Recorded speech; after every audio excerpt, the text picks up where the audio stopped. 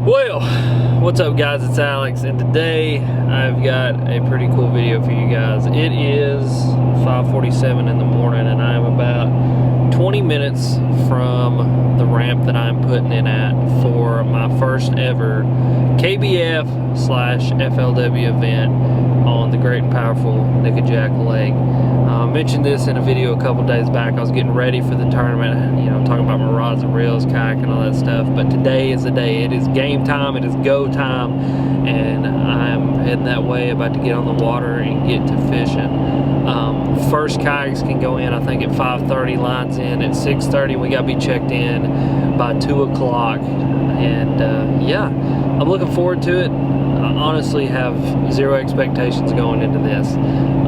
I'm just gonna go have fun. I'm gonna go do what I know how to do, and I'm gonna try to put some fish into the kayak and see what we can get done today. And honestly, I want this more to be a learning experience, not only for myself, but hopefully for some of you guys that are going out there and deciding to fish in some kayak tournaments, get into this whole deal that is this kayak fishing thing, because it is a whole different world than coming from the boat world and fishing boat tournaments. It's something different, it's something cool, but I think it's something that a lot of guys would enjoy, and I know for myself it's a challenge, and it helps me to kind of hone some of the skills that you don't exactly get to hone when you're in your bass boat. So yeah, that's what we're doing today. We're gonna get to the boat ramp, we're gonna get on the water, and hopefully by the end of the day, and I see you guys again at the end of this video, I'll have caught some big ones and be in contention to hopefully win $10,000. So hopefully you guys will enjoy today's episode.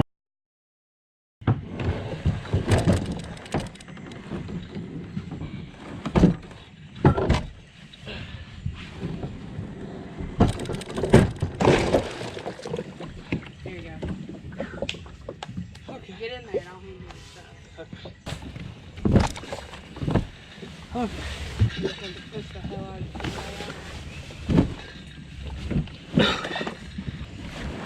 Oh, it's not bad.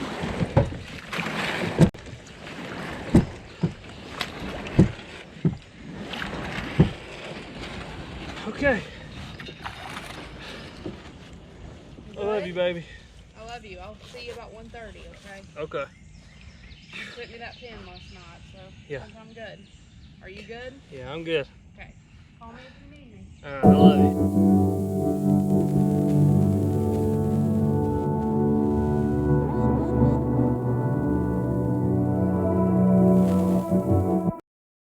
Alright guys, so basically what's going on, my buddy Caleb just called me and said, hey dude, we're under a severe thunderstorm warning, tornado watch. You got about 15 minutes and we're going to get hammered. Because he lives on up the road a little bit, and he said at his house it is absolutely tearing up jack. And as you guys can hear, it is moving on me pretty quick.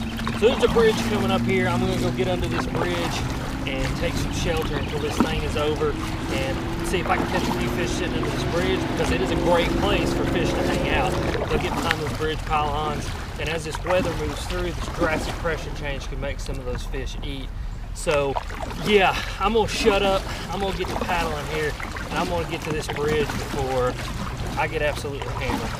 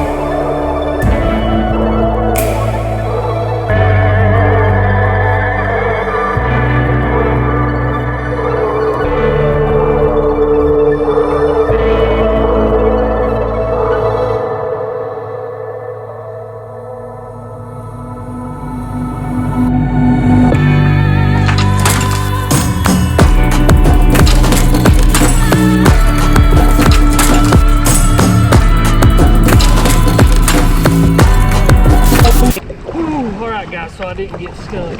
I'm just so mad I didn't get that fish catch on video. Literally one of the hardest bites I've ever had in my whole entire life. I was fishing a jig and started burning it back to the boat, and when I did, 17-inch smallmouth, I mean, just hammered it, guys, hammered it. Hit it so hard, come up immediately jumping, and when she did, she literally landed in my lap, and I clamped down on her and got her measured, and measured my first ever fish in a kayak tournament, being a 17-inch smallmouth. And what a fun way to do it. But I gotta get this fish catch submitted real quick and see if I can get a few more before time runs out. I got like 30 minutes left before I gotta get off the water.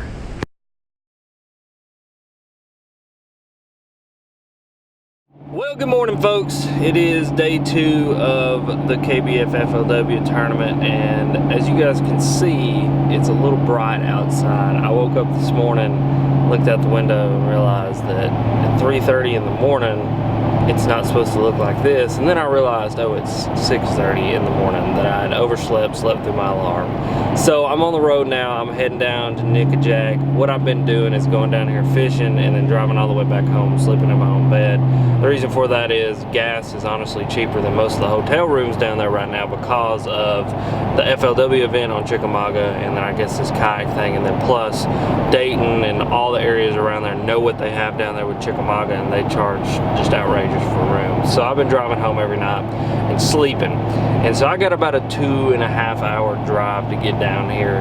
I should get there about 9:30, and I'm just going down here to just finish this thing out. I'm not a quitter. I want to finish what I started. I want to finish this video for you guys, and I want to try to catch a few more fish. At this point, for me, it is just really good practice for fishing kayak tournaments.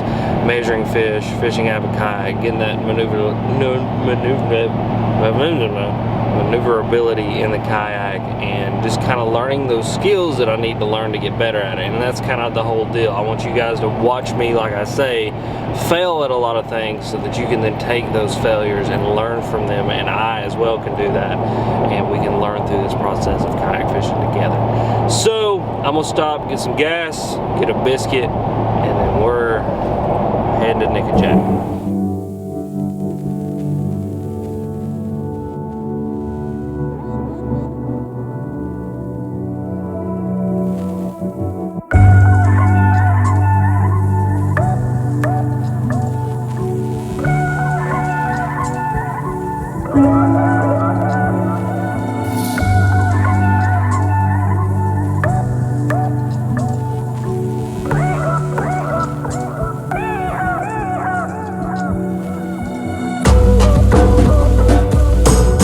So here we are back in the garage. The past couple of days were rough, to say the least, but I had a good time. I learned a lot, and I thought I would talk about what I caught my one fish on, some of the things that I learned, and then some of my takeaways from this whole event. But before we get into that, I just want to thank the people at KBF, Kayak Bass Fishing, Chad Hoover, for letting me fish this tournament, and then just the people at KBF. I don't remember everybody's name, and I wish I did, but everybody was just so super welcoming. At the pre-fish meeting, the pre-tournament meeting, they had a group of guys, including myself, that had never fished a KBF event before. They pulled us aside, set us down, thoroughly explained the rules to us, let us ask individual questions, cleared up any questions that we had, and that was just really awesome. For somebody that has never been in a tournament like this before, having somebody to take the time to sit you down and explain some rules to you, clear up questions, and those kinds of things is just huge. And I feel really good about telling somebody, hey, go fish this event, because you will have help there, you will be helped, and they're willing to go out of their way to help you. So it makes me feel good that I'm advocating for something like this. But let's talk about my one fish. So I caught one fish during this whole event. It ended up being a 16 3/4-inch smallmouth, and I caught it on a Nickajack flipping jig in white, and that smallmouth absolutely crushed this jig. But like I said, Nickajack 1/2 ounce flipping jig in white. I had that paired up with a Rage Menace in glacier color. I had it to a 20-pound copolymer leader, 30-pound main line, and a Lose Hyper Mag on my 7.3 medium heavy jig rod, game changer. You guys notice my jig rod, I use it for everything. But like I said, that smallmouth absolutely throttled this jig. So what I was doing is, once I got into the main lake and into the main current, I was just going down the current scene, flipping to bigger boulders, flipping in behind things, just flipping to anything that looked like a good current break. I got behind a bridge pylon, flipped into a rock, and went to reel it out, and when I did, that smallmouth come up and smoked it. And I hit her, and when I did, she come up tail walking and literally hit me in the chest, and I just bear hugged her. And I so wish I'd have got all that on GoPro, but the problem was it was absolutely pouring the rain, and I didn't want a chance getting my GoPro too wet that it would tear it up, so I just didn't change my GoPro battery before I went down this stretch. But just awesome fish catch. It was just one of those deals that kind of the personal experiences I had here, some of which I can't show you on film because I didn't get it on film, were awesome, especially that fish catch. But just the white jig, those fish were really keying in on shad. Towards the southern end of the lake, the shad spawn had really started up, and I think even some of those shad up at the upper end of the lake had started spawning as well, and that smallmouth was just sitting behind a boulder, using it as a current break and eating those shad that were coming over her head. Now let's kind of talk about the day one, day two combined, and kind of what my tactics were and what I was thinking. So day one, I started out in a creek arm that would eventually lead and dump into main Lake Nickajack right below Chickamauga Dam. And I showed up to the lake and showed up to the spot I was going to fish, and unfortunately the gates were closed on the park that I was going to go into, so I had to wait for those gates to get open. Got on the water a little bit late, but it was all good. And once I got on the water, I realized that they had dropped the water about 5 feet on me, and that's really tough for those creek fish, because those creek fish like the water to be up as high as it can get, which it was a couple days before until they dropped it. So when I showed up, water was down, and it was just tough. I caught a couple of red eye, I caught a couple short bass, and then I had one big follower on an S-waver near the mouth of the creek, and that was really it until I caught that smallmouth once I got out on the main drag. That day also we dealt with some really severe thunderstorms. Took refuge under a bridge, as you guys saw. Had to deal with some lightning, really strong winds, thunder, and even a little bit of hail, and it was just kind of miserable there for a few minutes until it kind of let up. But then it rained off and on all day, and when I said it rained, I mean it would like open up. The sky would open up, it would dump, and then would just quit. It was really strange, but it's spring in East Tennessee, and that's just what happens. We have thunderstorms to move through. And that's kind of how I ended that day. I got that one smallmouth. I was super jacked up, super pumped about that, because that was my first ever fish that I caught, took a photo of, and released it, put it on a bump board, all that kind of stuff. So it was a good learning experience for me. It was the first one I'd ever laid on a bump board, had to hold in position, get pictures of it, make sure that everything was oriented the way it was supposed to. So just a good process to go through, especially if you haven't done it and you're planning on going and fishing a tournament. Go practice those skills. I did not practice those skills, so it was kind of learning on the fly. But if you can, go practice those skills before you fish in your first kayak tournament. I really believe that'll help, and that's definitely something that I learned. Then day two, which was today, this morning, my alarm, I slept through it. I didn't get on the water until like 9 o'clock. But I fished around, got a few bites. All of them were white bass except for one very small largemouth that I didn't even get into the kayak. I just hooked it and it come off because he was literally a little bit tiny thing. And didn't end up getting any more bites the rest of the day. I was down lower in the lake, and there was a shad spawn in the morning. Obviously before I got there, a few guys capitalized on that very quickly, but once that shad spawn had died off and that sun came out, the bite got really tough. And a lot of the guys I talked to said if you didn't capitalize on that early morning bite, it just shut off the rest of the day. And there was a few guys that picked a few off throughout the day, but they ended up being fish that would not help their 5 fish limit. So that's kind of how the 2 days went. Like I said, kind of tough, but a great learning experience, and I appreciate the time and effort that KBF, FLW, everybody put into this event to make it a good event, a safe event, and just appreciate the opportunity to go fish it just so I can learn more about it. Now let's talk about some things I learned. Obviously the measuring the fish was definitely one. I kind of did that on the fly. I'd never done that before, And so being able to measure that fish, learn how to orient everything was really awesome. Again, Chad Hoover, Scott Butcher gave me a lot of really good tips on how to keep those fish's mouth closed, how to put my hand on them, how to get the pictures, you know, all that kind of stuff, the whole process of doing that. So really learned a lot about that. Another thing that I learned was like attaching my gear to my kayak, in particular that bump board or that catch board. You know, just having a leash on that just in case it gets dropped in the water. That's something I didn't really think about until the day before, and I actually made a leash for it so it didn't get dumped in the water and I didn't get it lost. Other than that, I mean, there was no like really huge takeaways. It was kind of just that same process I'm still going through, how to make kind of micro adjustments with my kayak when I'm fishing, how to manage my kayak position while I'm fishing, all those things. Again, I'm still working through, I'm still learning, and so just an ongoing learning process there. Now for takeaways, one of the biggest things I took away from this event is just the craziness that kayaks are kind of getting into. I was competing against a couple of guys who had kayaks that were essentially small pontoon boats with trolling motors on them. The Blue Sky 360, I believe is what they're called. I fished against a couple of guys that had those, and it's just kind of crazy. If you don't know what they are, go look them up. But like I said, it's essentially two kayaks with a platform on top and a trolling motor on it. And one dude actually had what I believe was an Ultrex or a trolling motor that has the spot lock feature. And I mean, he's just zooming around, spot locking in places and stuff like that. And it's just really hard to compete with those guys when you're fishing in a paddle kayak like this. Now, that's not to take away from this kayak. And like I've said many times, me and kayak fishing, I'm kind of very old school when it comes to it. I want to paddle, I want some fishing rods, and I want to go out and fish. I don't want a bunch of electronics, and I want a bunch of stuff like that, because to me this is something where you go where no one else can go.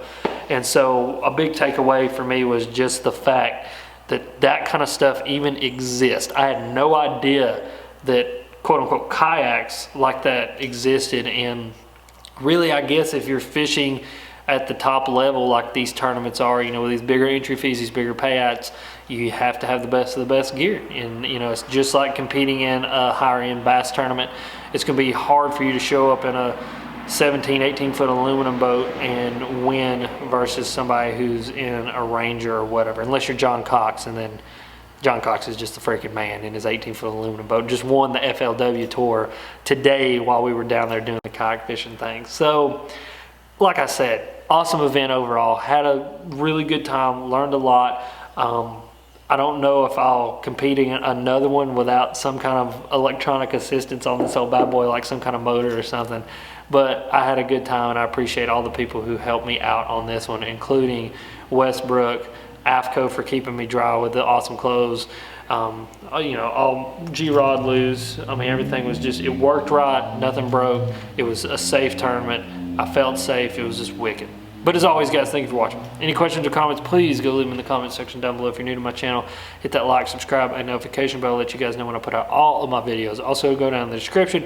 I'll have the links to my partners. You guys can check out everything I was wearing, throwing, floating on, what would have kept me afloat if I'd have fell out of my kayak. All that kind of stuff will be linked down below. But as always, you guys are sweet. Thank you for watching.